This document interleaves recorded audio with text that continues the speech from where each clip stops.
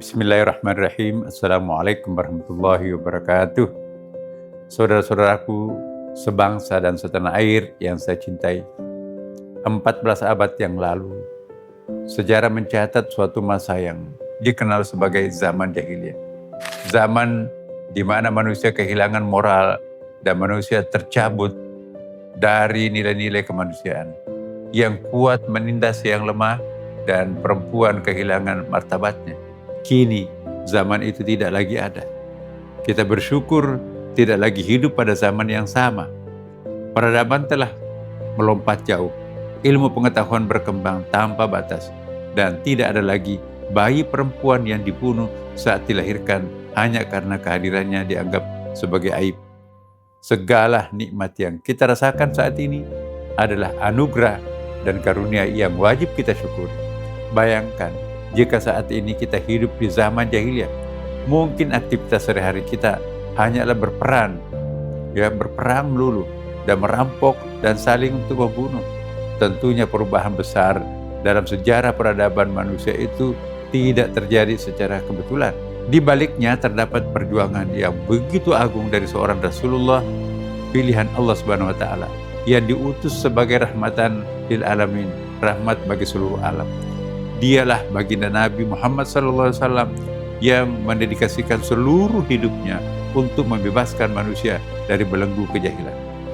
Saudara-saudaraku, kaum muslimin di seluruh tanah air, transformasi yang dibawa Rasulullah SAW, sebuah lompatan peradaban yang berakar pada nilai-nilai tauhid, pengembangan ilmu pengetahuan, penegakan keadilan, penguatan kasih sayang, serta penghormatan terhadap martabat manusia. Innama bu'itsu liutammima makarimal akhlak. Artinya sesungguhnya aku diutus hanya untuk menyempurnakan kemuliaan akhlak. Begitulah kata Nabi. Hadis tersebut yang saya sampaikan itu menjadi kunci untuk memahami mengapa perubahan yang dibawa Nabi Muhammad SAW mampu mengubah sejarah peradaban manusia. Beliau melalui dakwahnya dengan membangun akhlak manusia. Sebab akhlak itu adalah fondasi dari setiap peradaban. Ketika akhlak tegak, maka keadilan pun juga akan tumbuh. Ilmu pengetahuan akan membawa manfaat. Kekuasaan akan dijalankan dengan amanah, dan kasih sayang akan menjadi perekat kehidupan bermasyarakat. Saudara-saudaraku, kaum muslimin yang saya cintai, hari ini kita memperingati hari kelahiran manusia paling mulia, Nabi Muhammad SAW, sosok agung yang diutus oleh Allah SWT sebagai rahmat bagi seluruh alam. Memang kita tidak hidup sezaman dengan beliau. Kita belum pernah melihat senyumnya. Kita juga belum pernah menggenggam tangannya ataupun mendengarkan langsung kelembutan suaranya. Kita hanya mengetahui dari cerita dan data-data sejarah. Namun, keterpisahan oleh ruang dan waktu tidak pernah mengurangi cinta kasih sayang kita kepadanya.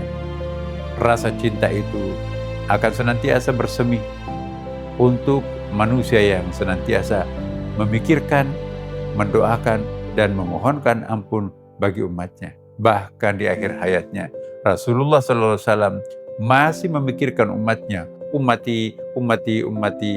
Umatku.